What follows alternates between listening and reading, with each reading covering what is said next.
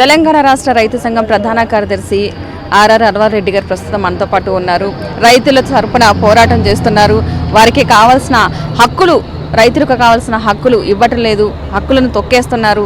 రైతులకు కావాల్సిన రుణమాఫీ జరగట్లేదు, రుణాలు ఇవ్వట్లేదు. అటు బ్యాంక్ వారు కానీ ఇటు న్యాయశాఖ నుంచి కానీ ఎలాంటి సపోర్ట్ రావట్లేదంటూ కూడా బాధపడుతున్న వైన ఉంది. సో ప్రస్తుతం మనతో పాటు ఉన్నారు, అడుగుదాం అసలు ఎలాంటి న్యాయం కోరుకుంటున్నారు. నమస్తే అండి. నమస్తే అమ్మా. అసలు రైతుల కోసం హక్కులు అంటున్నారు కదా, అంటే ఎలాంటి హక్కులు కావాలని కోరుకుంటున్నారు? అయితే మేడం, ఇప్పుడు రైతులు ఎట్లుందంటే ఈరోజు రాజ్యాంగ పరంగా రైతులకి ఎటువంటి హక్కులు లేవు. అంటే ఒక రైతుకు నష్టపోతే, ఒక రైతును మోసపోతే పోలీస్ స్టేషన్కి పోతే పోలీసు వాళ్ళు కేసు నమోదు చేయరు. పోలీసు వాళ్ళు కేసు చేసి ఎఫ్ఐఆర్ ఛార్జ్షీట్ చేస్తే తప్ప జడ్జి తీర్పు చెప్పలేడు, రైతుకు న్యాయం జరగదు. అది మెయిన్ ప్రశ్న. అప్పు పొందే అధికారం రైతుకు లేదు. అంటే బ్యాంక్ కాడికి పోతే భూమి కుదుపెట్టుకొని అప్పిచ్చే వ్యవస్థను మన తాన లేదు. వ్యాపారస్తులకు ఎటువంటి సెక్యూరిటీ లేకుండా వేల కోట్లు ఇస్తారు, కానీ రైతులకు భూమి కుదుపెట్టుకొని మాత్రం అప్పివ్వడానికి ఏ బ్యాంకు సిద్ధంగా లేదు. కేవలం పంట రుణము, పెట్టుబడి రుణం అంటే సగం రుణం మాత్రమే ఇస్తుంది. దానివల్ల రైతు ఏం చేస్తున్నాడంటే తన ఇంటి అవసరాలకు వాడుకుంటున్నాడు. పెట్టుబడి వచ్చేసరికి ప్రైవేట్ అప్పులు తీసుకొచ్చి పంటలు నడపాల్సిన దుస్థితి ఏర్పడుతుంది. దానివల్ల రైతులు ఏమవుతుంది, ఆ పెట్టుబడి రుణము 2 రూపాయలు, 3 రూపాయలు, 5 రూపాయల మిత్తి తీసుకొచ్చి నడుపుతున్నారు. ఇలా వ్యాపారులేమో 1 రూపాయి వడ్డీతో చేస్తే వాళ్ళకి ఇన్సూరెన్స్ సౌకర్యం ఉంది.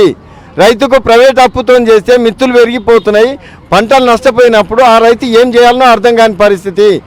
ఆ అప్పులు మిత్తులు పెరిగి ఆత్మహత్య తప్ప వేరే ఆప్షన్ లేదు. ఇకపోతే కొంతమంది రైతులు బతుకు తెరువు లేక పట్టణానికి బతుకు తెరువుకు వచ్చిన టైం చూసుకొని కొంతమంది తహసీల్దార్లు మధ్యవర్తులను తీసుకొచ్చి వాళ్ళ భూములను పట్టా మార్పిడి చేసి అమ్ముకుంటున్నారు తహసీల్దార్లు. దాని మీద కలెక్టర్కు దరఖాస్తు పెడితే కలెక్టర్ కోర్టుకోమని చెప్తాడు.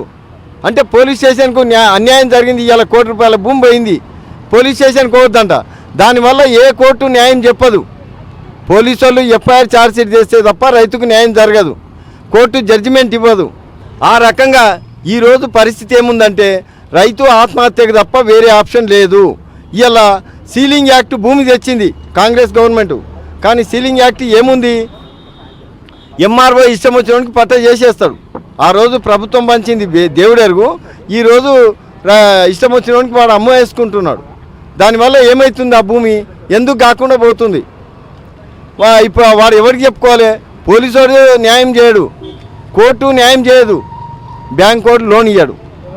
అటువంటి టైంలో రైతులు ప్రైవేటు వ్యాపారస్తులు తానికి పోయి అయ్యా నా భూమి కుదరబెట్టుకొని అప్పిమంటే సేల్ డీడ్ చేస్తే తప్ప అప్పివ్వలేమంటున్నారు.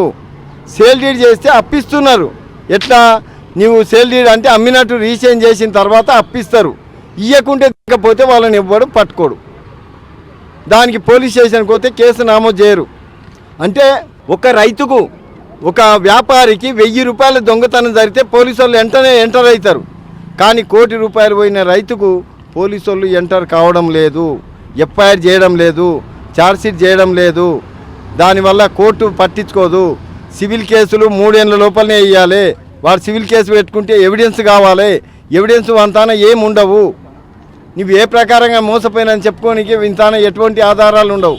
అమ్మినట్టు రిజిస్ట్రేషన్ అయింది కాబట్టి ఆడ చెప్పుకోవడానికి ఎటువంటి ఆధారాలు లేవు. దానివల్ల కోర్టు న్యాయం చెప్పడం కుదరదు. ఎటువంటి కేసునైనా పోలీసు వాళ్ళ ఇన్వెస్టిగేషన్ తప్పనిసరి.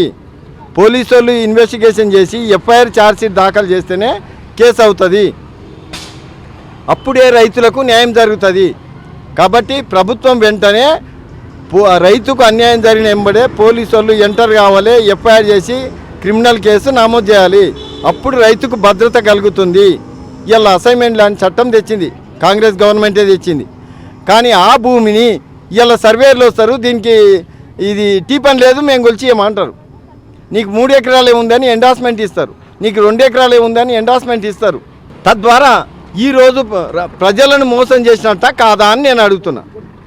మీరు భూమి ఇచ్చిండ్రు పేదవాళ్ళకు, వాళ్ళకు మరి టీ పని ఎందుకు ఇవ్వలేదు?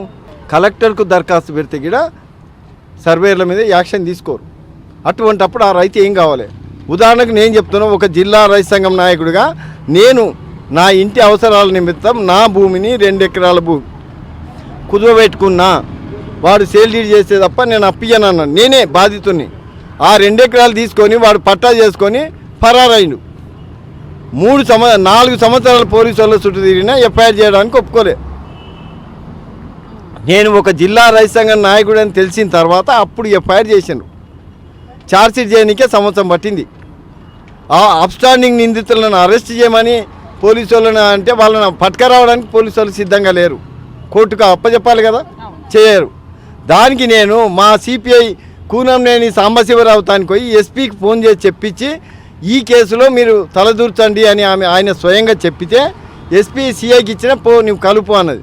సిఐ ఒకటే చెప్పిండు, జడ్చర్ల సిఐ, నువ్వు మళ్ళీ ఎప్పుడు నా స్టేషన్కి రాకపో, నువ్వు దిక్కున్న చోట చెప్పుకోపో అన్నాడు. అంటే మరి ప్రభుత్వం న్యాయం చేస్తుంది ఎక్కడ న్యాయం చేస్తుంది? ఇలా ప్రభుత్వం ఏమంటుంది, నేను ₹1,00,000 2 లక్షల రూపాయలు రుణమాఫీ ఇచ్చానంటుంది, చాలా బాగుంది. కానీ ఒక తహసీల్దార్ ఏమంటున్నాడు, చిన్న పొరపాటు పడ్డదిగా 5 లక్షలు లేకుంటే 10 లక్షలు లేకుంటే 4 ఏళ్ళు ఆఫీస్ చుట్టూ తిరిగి పోవు అంతే. మరి అటువంటప్పుడు నువ్వు ఎన్ని లక్షలు ఇస్తే ఏం లాభం? తహసీల్దార్లను దోసుకోమంటివి, నువ్వేమో 1,00,000 ఇచ్చినా అని చెప్పుకుంటువి, ప్రజాధనం పంచిపెడుతుంది. ఇలా ప్రజావాణి కార్యక్రమం పెట్టినావు జిల్లాల. ఏం చేస్తున్నారు? ఒక జిల్లా కలెక్టరు తహసీల్దార్కి ఫోన్ చేసి నువ్వేం చేస్తావో తెలియదు, రేపు ఈ ఎస్సీలకు సంబంధించిన భూమి మీద నువ్వు వెంటనే యాక్షన్ తీసుకోమని చెప్పింది మామనార్ కలెక్టర్. ఆ డిప్టీ తహసీల్దార్ తానికి పోతే ఆయన ఒకటే అన్నాడు, ఆమె కాగితం రాసి ఇచ్చిందా మీకు? ఆమె మస్తు చెప్తుంది, ఆమె చెప్తే వినడానికి ఎవరు సిద్ధంగా లేరు, చెప్పుకోపో అని ఒక తహసీల్దార్ అన్నాడంటే మరి కలెక్టర్కు జీతం వేస్టా కాదా? వాళ్ళకి అధికారం ఇచ్చింది వేస్టా కాదా? ఎంతమందిని మోసం చేయనికే మీరు ప్రజాప్రభుత్వం ఎక్కడ ప్రజాప్రభుత్వం? రైతు ప్రభుత్వం అంటారు. రైతుకు అమ్ముకునే అధికారం లేదు. ఇలా అప్పు పొందడానికి పోతే బ్యాంకు వాడు లోన్ ఇవ్వడానికి సిద్ధంగా లేడు. ₹1,00,000 భూమి పెడితే ₹1,00,000 ఇస్తా ఉంట, అంటే 100కి ₹1. అంటే మనం బిచ్చగానికి కూడా బిచ్చం వేసినట్టు. మరి అదే వ్యాపారులు మనము వాడు ఏదో ఊకే ఆల్టిమేటం చూపిస్తాడు, వానికి లక్షల కోట్లు ఇస్తారు. నా వ్యవసాయ భూమి మీద నేను మామిడి తోట పెట్టుకుంటా అంటే బ్యాంకు వాళ్ళు ₹1,00,000 ఇవ్వడానికి ఒప్పుకున్నారు తొలుత. తర్వాత సగం ఇచ్చి ఎగ్గొట్టిండ్రు, ఏంటంటే నేను పెట్టిన మామిడి తోట సరిగా లేదని. అదే భూమి మీద నేను భూమి అమ్ముకుంటే వానికి ₹40 కోట్ల అప్పించాను వ్యాపారికి. మరి రైతుకి ఇవ్వడానికి ఎందుకు ఇబ్బంది పడుతున్నారు? అంటే రైతు బతకొద్దనా మీ ఉద్దేశం? నేను ఒకటే గవర్నమెంట్ అడుగుతున్నా, రైతులకు అప్పు పొందే అధికారం ఇవ్వండి. న్యాయం పొందడానికి పోలీస్ స్టేషన్కి పోతే కేసు నమోదు చేయడానికి అవకాశం ఇవ్వండి. అది ఇంపార్టెంట్. రైతుకు చట్టబద్ధంగా ఇన్సూరెన్స్ సౌకర్యం ఇవ్వండి.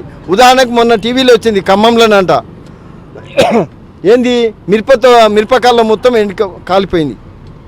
మరి వానికి ఇన్సూరెన్స్ ఉందా? లేదు కదా. అదే ఒక వ్యాపారి దుకాణం కాలిపోతే ఇన్సూరెన్స్ ఉంది. మరి వాడు ఆరుగాలం చేసి లక్షల విలువైన పంట కాలిపోతే వాడు ఏం కావాలి రైతు? ఇలా మిర్చి పంట కాదు, పత్తి గోదాము కాలిపోయింది ఒక రైతుది, దానికి ఇన్సూరెన్స్ లేదు. అసలు రైతు ఏం కావాలి? ఇన్సూరెన్స్ లేదు, పోలీసు వాళ్ళ సహాయం లేదు, బ్యాంకు అప్పిచ్చే సహాయం లేదు, అధికారులు సాయం చేసే శక్తి లేదు. అదే దొంగ పట్ట చేసుకున్నోనికి ఆన్ ది స్పాట్లో పట్టా బుక్ చేసుకోవచ్చు, అమలు చేసుకోవచ్చు అంట. కోర్టు పరిధిలో ఉన్న కూడా వానికి రిజిస్ట్రేషన్ పట్టాలు అమలు అవుతాయంట. అదే రైతుకు సాయం చేయాలంటే అది కోర్టు పరిధిలో ఉంది, మేము చెయ్యమంటున్నారు. ఈ రకంగా రైతులను ఇబ్బంది పెట్టే ప్రభుత్వమేనా ఇది? ప్రభుత్వం వెంటనే రైతులకు న్యాయ సాయం పొందడానికి అంటే పోలీసు వాళ్ళని ఎంటర్ చేసి ఎఫ్ఐఆర్ ఛార్జ్షీట్ చేయడానికి ప్రభుత్వం ముందుకు రావాలి. రుణం పొందడానికి బ్యాంకుకి వెళ్తే భూమి కుదువబెట్టుకొని 30% అంటే ఎకరాకు 30 లక్షల నుంచి 50 లక్షల రూపాయల రుణ సౌకర్యం ఇవ్వండి. ఏంటి కోసం? రైతు పిల్లలకు నాణ్యమైన విద్య లేదు, వాళ్ళకు ఉద్యోగాలు లేవు, వాళ్ళకు పిల్లనిచ్చేవాడు దిక్కు లేడు. కాబట్టి వాళ్ళు వ్యవసాయ ఆధారిత పరిశ్రమలు పెట్టుకొని బాగుపడతారు. ఒక్క వ్యవసాయం మీద ఏ రైతు బాగుపడలేడు. వ్యవసాయము ప్లస్ పరిశ్రమ అంటే కోళ్ళ ఫారాలు ఉన్నాయి, బర్రె ఫారాలు ఉన్నాయి, గొర్రె ఫారాలు ఉన్నాయి, ఎన్నో ఉన్నాయి. రకరకాల గొర్రెలు, మేకలు, పిట్టలు, కోళ్ళు ఎన్నో రకాలు ఉన్నాయి. అవన్నిటికి మీరు రుణ సౌకర్యం ఇవ్వండి, అప్పుడే రైతు బాగుపడతాడు. లేకుంటే వారి పెళ్లి కాక ఎందుకు కాక ఇలా నేరస్తులుగా రోడ్ల మీదకి రావాల్సిన పరిస్థితి వచ్చింది. కాబట్టి నిజంగా మీది ప్రభుత్వం రేవంత్ అది రైతు ప్రభుత్వమే అని మీరు అనుకుంటే నేను చెప్పిన డిమాండ్ తీర్చాలని నేను గవర్నమెంట్ను డిమాండ్ చేస్తున్నా. ఇంకోటి ఏంటంటే రైతులకు ముఖ్యంగా న్యాయం జరగలేదు అనే సంగతి తెలిసిన వెంబడే అధికారుల మీద ఖచ్చితంగా క్రిమినల్ కేసు పెడతామని ప్రకటన మాత్రం ఖచ్చితంగా కావాల్సిందే. ఆ విధంగా రెవెన్యూ అధికారుల మీద ప్రకటన చేస్తేనే రైతు బాగుపడతారు తప్ప ఇవాళ ఎంతమంది ఇప్పుడు చట్టంలో ఒక చిన్న లోసుగుంది మేడం. ఒక వ్యక్తి ఆత్మహత్య చేసుకుంటే దానికి బాధ్యులైన మీద క్రిమినల్ కేసు పెడతారు, వెంటనే వాడిని అరెస్ట్ చేసి రిమాండ్కి తీసుకుపోయి జైలుకి తీసుకుపోతారు. అదే రైతు ఆత్మహత్యకు బాధ్యులైతే వాని మీద కేసు లేదు. రైతు ఆత్మహత్య చేసుకుంటే దానికి బాధ్యుల మీద ఎటువంటి కేసులు లేవు. ఇది సివిల్ మ్యాటర్ అంట. అంటే రైతుని తీసి ఆ పెంట కుప్పలు పడేస్తున్నారు. అంటే రైతు మనిషి కాడా? రైతు సామాన్యుడు కాడా? వాడు ఒక మనిషి అనే సంగతి మర్చిపోయినరా? అంటే రైతు రాజకీయాలకు రాలేడా? నేనా వ్యాపారస్తులు అయితే డబ్బులు మంచి రాజకీయాలను కొంటారా? నేనా వ్యాపారస్తులకు సపోర్ట్ చేస్తారు? ఆ విధంగా రైతులతో జీవితాలతో ఆడుకోవద్దని నేను మరీ ప్రభుత్వాన్ని కోరుతున్నా. దయచేసి ఇప్పుడు వచ్చే కొత్త చట్టంలోనైనా రైతుకు రక్షణ చట్టం తప్పనిసరి, రైతుకు రుణ సౌకర్యం హక్కు తప్పనిసరి. చట్టబద్ధంగా నాటి మీ దయా దాక్షిణ్యాలతో ఇవ్వకండి. చట్టబద్ధంగా ఇన్సూరెన్స్ సౌకర్యం ఇవ్వండి. ఇంకోటి ఇవాళ ఆవులు పెడుతున్నారు రైతులు కొంతమంది అప్పు సప్పు చేసి. ఆ అప్పు సప్పు తెచ్చి పెట్టిన ఆవులు ఈనకుండా కట్టకుండా పోతున్నాయి. ఎందుకంటే డాక్టర్లు సరిగా లేక అవి అప్పుడు ఎండిపోయినప్పుడు అవి ఏం చేయాలి? పెద్ద కట్టుకొని అమ్ముకోవాలి. అది అమ్మనియ్యారు. మరి వీడు ఏం పెంచి ఏం చేయాలి? అప్పు అట్లే పెరిగిపోయా, ఇది పాలు ఇవ్వకపోయా. అమ్మనికే అధికారం లేదంటారు. ఆవులు అమ్మొద్దు అంటున్నారు. నేను ఏమంటున్నా, నిజంగా మీకు చిత్తశుద్ధి ఉంటే ఆ పాలియని ఆవులను మీరే ప్రభుత్వమే కొనుగోలు చేయండి. అమ్మొద్దని చెప్పొద్దు, మీరు కొనుగోలు చేయండి, రైతుకు చేయితనివ్వండి. అంతేకాదు ఇవాళ రైతుల ఎంతోమంది జీవితాలు నాశనం అవుతున్నాయి. రైతు అన్నం పెట్టే రైతు గోస పడుద్దని నేను ప్రభుత్వాలకు చెప్తున్నా. నేనేమి తీవ్రవాదిని కాదు, ఇది కాదు. నేను ఒక రైతు సంఘం నాయకుడిగా చెప్తున్నా. నేను గత సంవత్సరం నుంచి మా రైతు సంఘంలో ఎన్నోసార్లు ఈ వాదన తీసుకొచ్చినా ఎటువంటి స్పందన కనిపించలేదు. కాబట్టి ఈరోజు మా రాష్ట్ర రైతు సంఘం తరఫున నేను రాలేదు. స్వచ్ఛందంగా నేనే గతంలో మామ్నార్ జిల్లాలో జాతా కార్యక్రమం తీసి ప్రకటన చేసిన. ఆ తర్వాతనే జిల్లాలో ర్యాలీగా వెళ్ళి ప్రకటన చేసినాము. అయినా ప్రభుత్వం లోపల స్పందన రాలేదు. ఇవాళ మేడం నేను ఒక విషయం చెప్తున్నా. ఒక అసైన్మెంట్ ల్యాండ్ చట్టం అది మారుమంటే ఎవ్వరూ సపోర్ట్ చేయరు. ఒక సర్వేర్ వస్తాడు, నీకు భూమి లేదంటాడు. ఏం కావాలి చెప్పా రైతు? ఒక 70 ఏళ్ళ వృద్ధురాలు ఇప్పుడు మీకు నా తాన ఉంది చూపిస్తా. ధర్నా 4 రోజులు ధర్నా చేసింది. నా భూమి నాకు ఇచ్చి జీవించే హక్కు రక్షణ కల్పించమని. 70 ఏళ్ళ ముసలామె. ఆమె పిల్లలు పెళ్లి పెటాకులు లేకుండా గడుపుతున్నారు. ఉన్న భూమి అంతా బయట వాళ్ళు గుంజుకున్నారు. అది ప్రభుత్వం ఇవ్వడానికి సిద్ధంగా లేదు. సర్వేరు కొలిచేయడానికి సిద్ధంగా లేడు. ఇప్పుడు ఏం కావాలి చెప్పండి? ఇంత అన్యాయమా ఈ దేశంలో? అధికారులు తలుచుకుంటే ఏమైనా చేస్తారా? ఇంకోటి దానికి కోర్టు తీర్పు ఉంది, కోర్టు జడ్జిమెంట్ కాపీ ఇచ్చింది, సర్వే రిపోర్ట్ ఉంది. అయినా ఇప్పుడు వచ్చిన సర్వేలో నీకు భూమి లేదంటారు. ఎందుకంటే దానికి అది లేదు, టీపన్ లేదు కాబట్టి మేము కొలిచియము, కావాలంటే ఎండార్స్మెంట్ ఇస్తాం, నీకు భూమి లేదని. ఇది అండి, ఇది ఇంత అన్యాయం ఉంటే రైతులు బతకాలనా సావాలనా చెప్పండి మీరు? నేను అందుకే బాధ తట్టుకోలేక ఇవాళ నేను ఎంతోమంది తాన సహకారం తీసుకొని ఈరోజు ఈ కార్యక్రమాన్ని ఈ హైదరాబాద్ నగరంలో పెట్టడం జరిగింది. అంటే మీకు ఎవరైనా రాజకీయ నాయకులు సపోర్ట్ చేస్తున్నారు అంటే ప్రతి ఒక్కరు కూడా రైతులకి సపోర్టబుల్గా ఉంటామని చెప్పేసి అంటున్నారు. కాబట్టి ఎవ్వరు చేయకనే మేము ఇవాళ ఎవ్వరు లేరు. నేను ఒక్కని మా అధ్యక్షుడు భీమయ్య ఉన్నాడు అంతే. మేము ఇద్దరమే తప్ప ఆయన తాను రూపాయి లేదు, నా తాను రూపాయి లేదు. మేమేమి లక్షల ఆస్తులు లేవు. ఉన్న భూములన్నీ బోడగొట్టుకున్నాం. రాజకీయ పోరాటాలకు వచ్చిన తర్వాత 9 ఎకరాల భూమి బోడగొట్టుకున్నాను. నేను సంపాదించింది అయితే ఏం లేదు. సంపాదిస్తానే నమ్మకం గిల్లేదు, నాకు ఏజ్ గిల్ లేదు, అయిపోయింది. నేను ఇప్పటి వరకు 27 ఏళ్ళుగా కమ్యూనిస్ట్ పార్టీలో పోరాటం చేసిన కాబట్టి ఈ ఉన్న 5 ఏళ్ళు గడుపుతానా, 3 ఏళ్ళు ఉంటానా, 4 ఏళ్ళు ఉంటానా తెలియదు. రైతులకు ఈ రాజ్యాంగ పరంగా అన్ని హక్కులు వచ్చేంత వరకు పోరాటం చేస్తాను. సాధించేంత వరకు, నేను చచ్చిపోయేంత వరకు ఆ పోరాటంలోనే కొనసాగుతాను తెలియజేస్తూ నాకు ఈ అవకాశం ఇచ్చిన ప్రెస్ వాళ్ళకు ధన్యవాదాలు తెలియజేస్తున్నాను.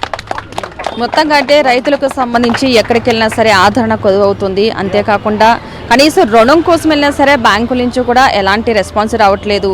ఎవరైనా సరే వీరి భూమిని ఆక్రమిస్తే దానికి సంబంధించి తహసీల్దార్ దగ్గరికి వెళ్ళినా సరే వాళ్ళ నుంచి కూడా ఎలాంటి రెస్పాన్స్ రావట్లేదు. మాకు అన్ని ఇబ్బందులు ఎదురవుతున్నాయి, మా భూమి మాది అని చెప్పుకోవడానికి కూడా మమ్మల్ని డాక్యుమెంట్స్ అడిగే పరిస్థితికి మేము వచ్చాము. మాకున్న హక్కులను కోసం మేము పోరాటం చేస్తున్నాం, ఈ హక్కులు సాధించే వరకు కూడా ఇలా పోరాటం చేస్తూనే ఉంటామని చెప్పేసి రైతులైతే చెప్పడం జరుగుతుంది. ఇక్కడ మరికొంతమంది రైతు బాధితులనే అనుకోవాలి వారిని. ఎందుకంటే వాళ్ళు బ్యాంకుకి వెళ్ళినా సరే రుణాలు ఇవ్వని పరిస్థితి, వడ్డీలు కట్టలేక బ్యాంక్ నుంచి రుణాలు రాక పంటలు పండక చాలా నష్టపోయిన మరికొంతమంది మహిళా రైతులు కూడా మన దగ్గర ఉన్నారు. వారితో కూడా మాట్లాడే ప్రయత్నం అయితే చేద్దాం. నమస్తే అమ్మ, మీ పేరు? అంజమ్మ. అసలు ఇక్కడ ఎందుకు వచ్చారు, అసలు ఎందుకు పోరాటం ఏంటి అసలు? అదే రైతుల గురించి మేడం, రైతుల గురించి భూములు లేక పంటలు వండక ఏదంటే ఆరోగ్యాలు బాగాలేక చేతగాక మళ్ళొకటి మాకు భూమి ఉన్నది కానీ అమ్మనికి అవకాశం లేదు, ధరలు తక్కువ ఉంటాయి మేడం. మాకు ఒక అబ్బాయి ఉన్నాడు, పెళ్ళేజ్కి వచ్చింది, మాకు చేత కాకుండా అయింది. మాకు భూమి ఉన్నది, అమ్మనికి అవకాశం లేదు, అది రేటు తక్కువ వస్తుంది. బాబా అబ్బాయి ఒకటి ఉన్నాడు, పెళ్లి చేయడానికి డబ్బులు లేవు, మా తాన పేదవాళ్ళం, మాకు ఇల్లు ఇచ్చే అవకాశం మాకు ఎవరు లేరు, చెప్పని కూడా మాకు ఎవరు లేరు. ఆ సార్ చెప్తానంటే వచ్చేసినాం మేడం. అడుగుతున్నాం కావాల్సింది అడుగుతున్నాం అట్లా. ఇంకెందుకు ఇదే మాకేది, ఇంకా ఇదే అవకాశం. ఆ అవకాశం గురించి వచ్చేసినాం. మాకు కూడా కొంచెం ఆదాయం దొరుకుతుందేమో బతుకుతామని వచ్చేసినాం, అంతనే. భూములకి సంబంధించి హక్కులకి సంబంధించి వీళ్ళైతే పోరాటం చేస్తున్నారు. ఇక్కడ మహిళా రైతులు కూడా ఉండడం జరిగింది. వారికి ఉన్న భూములు వారివైనా సరే వాటిని అమ్మే హక్కు లేకుండా లేని పరిస్థితి, ఇల్లు గడవలేని పరిస్థితిలో ఉన్నాము. కానీ మాకు భూమి మీద హక్కు రావట్లేదు, మావే భూములైనా సరే మావే అని నిరూపించుకోవాల్సిన పరిస్థితి ఎదురవుతుంది. పోనీ ఆ భూమికి సంబంధించి కాగితాలు తీసుకెళ్లి బ్యాంకులో రుణం పొందుదామన్నా సరే అక్కడ కూడా నమ్మలేని పరిస్థితి. మరికొంతమంది అయితే కనుక ఆ భూములకి సంబంధించి వేరే వాళ్ళు ఎవరైనా సరే వాటిని ఆక్యుపై చేసినా సరే వెళ్ళి అధికారులకు కంప్లైంట్ చేసినా సరే ఎవరు పట్టించుకోవట్లేదు, వారి తరపున మాట్లాడుతున్నారు. లేదు ఇంకొంచెం గట్టిగా అడిగితే కనుక లంచం అడుగుతున్నారంటూ కూడా కొంతమంది చాలా బాధనైతే ఆవేదన వ్యక్తం చేస్తున్నారు చాలా మంది రైతులు. మరికొంతమంది రైతులు ఉన్నారు, వారితో మాట్లాడే ప్రయత్నం చేద్దాం. చెప్పండి, మీ సమస్యలు ఏంటి, అసలు ఏంటి పోరాటం? గతంలో నాకు ఒక కలెక్టరు, నీవు ఇందిరమ్మ ఇల్లు వచ్చింది, నీవు ఇల్లు వారం రోజుల్లో నిర్మించకపోతే నీకు ఇల్లు అవసరం లేదు అని నేను పై అధికారులకు చిపరాదు చేయబడుతుంది అని నాకు ఒక లెటర్ ఇచ్చిండు. వారం రోజులల్లా ఇదేందబ్బా ఈ కలెక్టర్ ఇట్లా ఇచ్చిండని 4 లక్షల అప్పు తీసుకొచ్చి వారం రోజుల్లో నేను ఇల్లుపై నిర్మించుకున్నాను. ఇల్లుపై నిర్మించుకుంటే ఆ తర్వాత ఏమన్నా బేస్మెంట్ బిల్లు ఇవ్వమ్మా అన్నాను కలెక్టర్ మేడం దగ్గరికి వెళ్ళి. అయ్యా తెలంగాణ కోడ్ వాడింది, నీకు ఇప్పుడు బిల్లు రాదు, ఇల్లు ఆపుకో అన్నాడు. అప్పుడు నా పరిస్థితి ఏంది, చెట్టు కింద ఉన్నాను కవర్ కట్టుకొని. అట్లా ఏమైంది, డబల్ బెడ్రూమ్ వస్తుంది, కేసీఆర్ వస్తాడు డబల్ బెడ్రూమ్ ఇస్తాడు, అంతవరకు ఆగు అంటే 9-10 ఏళ్ళు అయినా అంతవరకు కూడా డబ్బుల బెడ్రూమే అయింది. 3 ఎకరాల భూమి అంటే మురిసిపోయినాం, 3 గదుల ఇల్లు అంటే గంతులేసినాం. ఇటువంటి సమస్యలకి వెళ్ళి సతమతమవుతున్నాం. ఈ అధికారుల మతలాభం మాకు తెలుస్తలేదు. తిరిగి యాస్టకు వస్తుంది మాకు, కలెక్టర్తో ఆర్డీఓ ఎంఆర్ఓ. ఇటువంటి సమస్యలతో ఈ రైతులు బతకాలనా సావాలనా ఏం చెయ్యాలని అర్థం అవుతలేదు. అందుకోసం ఎక్కడ ఏగలేక పురుగుల మందో ఏమో తాగి ఆత్మహత్యలు చేసుకునే పరిస్థితి ఏర్పడుతుంది మేడం. ఇది సమస్య. రైతుకు మాత్రం న్యాయం చేయాలని కోరుతున్నాం. మరికొంతమంది రైతులు ఉన్నారు, వారితో మాట్లాడే ప్రయత్నం అయితే చేద్దాం. చెప్పండి, మీ సమస్య ఏంటి అసలు? ఇప్పుడు భూమి భూదానం భూమి ఉంది. ఇప్పుడు నేను 10 నుంచి భూదానం భూమి గురించి మాట్లాడుతూనే ఉన్నా. ఎంఆర్ఓకి పెట్టిన. ఎంఆర్ఓ ఏమి ఇస్తాడంటే భూమి అమ్మొద్దు, ఎవరు కొనొద్దు, వారసులకి చెందాల. అట్లది ఒక 3 మ్యూటేషన్స్ అయిపోయినాయి. అది తెలిసి కూడా అది రిజిస్ట్రేషన్ చేస్తాడు. మరి రిజిస్ట్రేషన్ తప్పని తెలుసు కదా ఎంఆర్ఓకు. ఎంఆర్ఓ ఏం చేయాలి, రిజెక్ట్ చేయాలి కదా. రిజెక్ట్ చేయకుండా ఈయన మ్యూటేషన్ చేస్తాడు. అట్లా దాని మీద మరి ఎందుకు ఇట్లా చేస్తున్నావు అంటే అది ఏం చేయలేకపోతే రీస్టార్ చేసాడు. మరి రీస్టార్ చేయడం మీరు తిరస్కరించాలే కదా. మరి ఎందుకు తిరస్కరించారు? మరి దాన్ని మళ్ళీ ఏదైనా ప్రభుత్వ స్థానంలో ఉపయోగించండి, ఆ భూమిని. లేదా ప్రజా ఉపయోగానికన్నా ఉపయోగించండి. అట్లా లేదు, వాళ్ళు చెప్పిన ఏమి చేయడం లేదు, ఒక మాటలనే ఉండదు ఆ కానీ చేతల్లో లేదు వాళ్ళు. మరి వాళ్ళు దానికి పరిష్కారం చూపండి, ఇప్పటి వరకు పరిష్కారం చూపుతలేరు. అది మరి చెప్తారు, మస్తు చెప్తారు, అది చేయాలి, ఇది చేయాలి, అది చేయాలి, వాళ్ళు చేయాలి, ఇది చేయాలి అంటారు, కానీ అది అమలు మాత్రం కావడం లేదు. ఇది తిరిగి కలెక్టర్ దగ్గర కూడా పోయినా, కలెక్టర్ కూడా చేయలేడు. మరి సీసీఎల్కు అంటున్నారు, కానీ ఇంకా నేను అంతవరకు పోలేదు. అయితే క్యాన్సిల్ చేస్తామని అంటున్నాను, నోటి మాటలే కానీ చేతల్లో మాత్రం లేదు. అంటే ప్రభుత్వాలు మారినాయి కదా, గత ప్రభుత్వం వేరు ఇప్పుడు వేరు కాదు కాబట్టి. ఇప్పుడు ప్రభుత్వం చెప్తుంది కానీ ఇంకా అమలు కాలేదు కదా, అమలు అయినాడు కదా అమలు. మళ్ళీ ఇది అంత ఇంతకుముందు ఎన్ని చట్టాలు వచ్చినాయి, నైజాం పాలన చట్టం 6 మారింది, ఇప్పుడు మళ్ళీ 73లో మారింది, ఇప్పుడు కేసీఆర్ మార్చిండు, మళ్ళీ ఇప్పుడు రేవంత్. అదే కానీ మార్గమే కానీ దాని పద్ధతులు అయితే మారుతున్నాయా? పేర్లే మారుతున్నాయి కానీ దాని పనితనం మారతలేదు కదా. ఇప్పుడు మరి ఆ భూదానం భూమి మరి ఆక్యుపై చేసుకోవాలే కదా, మరి చేసుకోవడం లేదు. నేను 2010 నుంచి దాని మీద పోరాటం చేస్తూనే ఉన్నా, అయినా మరి ఇప్పటి వరకు అది కానే లేదు. మరి ఏంది కారణం, ఏంది లోపాలు ఎక్కడున్నాయి? మళ్ళీ వాళ్ళు చూసి ఎంఆర్ఓ అంటాడా, మేము చేయొద్దా అంటాడు. మరి ఎంఆర్ఓ తిరస్కరించాలి కదా అక్కడ, మరి తిరస్కరించాలి, రిజిస్టర్ అయింది, మరి రిజిస్ట్రేషన్ ఎట్లా చేసినామని మన మీద యాక్షన్ తీసుకోవాలే కదా. ఇది నిషేధిత భూమి, మరి అట్లా చేయకుండా మళ్ళీ ఈయన మ్యూటేషన్ చేస్తాడు. మళ్ళీ అడిగితే మళ్ళీ ఇదే చేయొద్దు కదా అంటాడు. మళ్ళీ ఎందుకు చేసినామంటే సమాధానం లేదు. మళ్ళీ ఇదే ఆర్డీఓ పోతే ఆర్డీఓ ఆయనకి ఈయనకి చెప్తాడు, ఏందో చూడబ్బా అంటాడు. మళ్ళీ ఈయన పోతే మళ్ళీ కలెక్టర్ కూడా అదే ప్రాసెస్లో నడుస్తారు, కానీ వాళ్ళ చేతలు మాత్రం లేదు. అది పరిస్థితి. ఇదంతా ఏదంటే రెవెన్యూ డిపార్ట్మెంట్లో ప్రక్షాళన కావాలి. రెవెన్యూ వాళ్ళ మీద డిపార్ట్మెంట్లో కేసు క్రిమినల్ కేసు పెట్టాలి. వీళ్ళు ఉట్టి కేసు, మామూలు కేసు పెట్టొద్దు, క్రిమినల్ కేసు పెట్టి తప్పు జరిగింది కాబట్టి వాళ్ళని ఏదో శిక్ష కఠినంగా ఉండాలి వాళ్ళ మీద. ఆ శిక్ష అమలు ఉంటే రేపు మళ్ళీ వచ్చి చేసే వాళ్ళకు కూడా ఒక భయం అనేది వాళ్ళలోన కనిపిస్తుంది. ఇట్లా చాలా తప్పులు ఉన్నాయి. పక్కన భూమి గుంజుకుంటారు, వాడిని ఏదో మ్యూటేషన్ చేస్తారు, వీడు తిరిగి అలసిపోయి విసిగిపోతాడు. వాడు మళ్ళీ కోర్టుకు, సివిల్ కోర్టు మా మ్యాటర్ కాదు, పోలీసు వాళ్ళకి ఇస్తే మా మ్యాటర్ కాదు అంటాడు. మళ్ళీ వాడేమో చేయడు, వీడు కోర్టుకు పోతాడు. కోర్టుకు పోయి వచ్చే వరకు వీడు ఆ కోర్టు తీర్పు 10-15 ఏళ్ళు పడుతుంది. వాడు వచ్చే వరకు వీడు బతికుండాలే కదా ఆ భూమిని అనుభవించాలంటే. ఇలాంటి చట్టాలు ఎన్ని వచ్చినా కూడా ఏం చేయలేకపోతున్నాయి. పేరుకు మాత్రమే ధరణి, భూభారతి ఇవన్నీ మార్చుకుంటూ పోతాయి, అన్న లోపల మాత్రం మారడం లేదు. అవి ప్రక్షాళన అనేది అక్కడి నుంచే కావాలి, కానీ ఇలా మాటలతోని కావు. అవి మాటలు చేతలు కావాలి. ఏ ప్రభుత్వం వచ్చినా ఏం చేస్తున్నది? ఎన్ని రెవెన్యూ చట్టాలు మారినాయి? ఏదైనా బీదోనికి సాయం అయినాయా? లేకపోతే ఏమన్నా రెవెన్యూ వాళ్ళ అసిస్టెంట్ మీద కానీ ఎవరు తప్పు చేసిన మీద ఏమైనా శిక్ష పడ్డదా వాళ్ళకు? రైతే అనుభవిస్తున్నాడు, రైతే దాని మీద పోరాటం చేస్తున్నాడు, దాని మీద విసుకొచ్చి వాడు ఆత్మహత్య చేసుకుంటున్నాడు. అవన్నీ జరిగిపోతున్నాయి, కానీ మాటల్లోనే అవన్నీ, కానీ చేతల్లో మాత్రం కావడం లేదు. దీన్ని ప్రక్షాళన మాత్రం రెవెన్యూ డిపార్ట్మెంట్ నుంచే కావాలి. భూముల సమస్య మీద ఎప్పుడైనా ఏ సీఎం కానీ నాకు తెలిసినంత వరకు ఇందిరాగాంధీ కాడ నుంచి పివి నరసింహారావు, మన్మోహన్ సింగ్, వైఎస్ రాజశేఖర్ రెడ్డి, ఆ తర్వాత కిరణ్ కుమారు, వీళ్ళంతా సీఎంలు ఎంతోమంది అయిపోయారు. కానీ ఈ భూముల జోలికి మాత్రము ఎవ్వరు ఏ సీఎం పోలే. ప్రతి ఒక్క పల్లెటూరులో గొడవ, అందరం పోవాలి, పనులు ఇడిచిపెట్టి కోర్టులో తిరగాలి. మా రైతుల బతుకులన్నీ కోర్టు చుట్టి అవుతున్నాయి. ఈ భూముల సమస్యలన్నీ ఏం చేస్తారో ఈ గవర్నమెంట్. ఈ భూముల సమస్యలు తెంపితే మళ్ళీ మేము పల్లెటూళ్ళలో మళ్ళీ హ్యాపీగా బతుకుతాం మేడం, సంతోషంగా.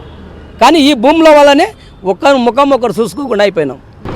ప్రభుత్వాలు మారుతున్నాయి, అధికారులు మారుతున్నారు, కానీ రైతులకున్న సమస్యలు మాత్రం మారటలేదు. మా సమస్యలు యథావిధిగా ఉంటున్నాయి, మా భూములు మామి అని చెప్పుకోవడానికి కూడా మేము ఇబ్బంది పడాల్సిన పరిస్థితి వస్తుంది. దీనికోసం కోర్టుల చుట్టూ తిరుగుతున్నాము. ఉన్న పచ్చని వాతావరణంలో మేము చాలా ఒక కుటుంబంలో పెరిగే రైతులందరి మధ్య కూడా గొడవలు వచ్చే పరిస్థితి ఉంది. ఎవరు మాది అని చెప్పినా సరే దానికి సంబంధించి మేము ఏమి చూపించలేని పరిస్థితిలో ఉన్నాం. మాకు మా భూమి మాది, మా ఇష్టం వచ్చినట్టు చేసుకోవచ్చు అంటే మాది భూమి అని చెప్పుకోవడానికి మాకు ఉండాలి. రైతులు అన్నది సంతోషంగా ఉండాలి. అందరికీ అన్నం పెట్టే రైతు ఈరోజు ఒక పేదవాడి పరిస్థితిలో ఉన్న పరిస్థితి అయిపోయింది. కోర్టుల చుట్టూ తిరగాల్సిన పరిస్థితి నెలకొందంటూ కూడా రైతులైతే ఆవేదన వ్యక్తం చేస్తున్నారు. దీనిపై అధికారులు చర్యలు తీసుకోవాలి, ప్రభుత్వం కూడా యాక్షన్ తీసుకోవాల్సిన అవసరం ఉందంటూ కూడా రైతులైతే కోరుతున్నారు.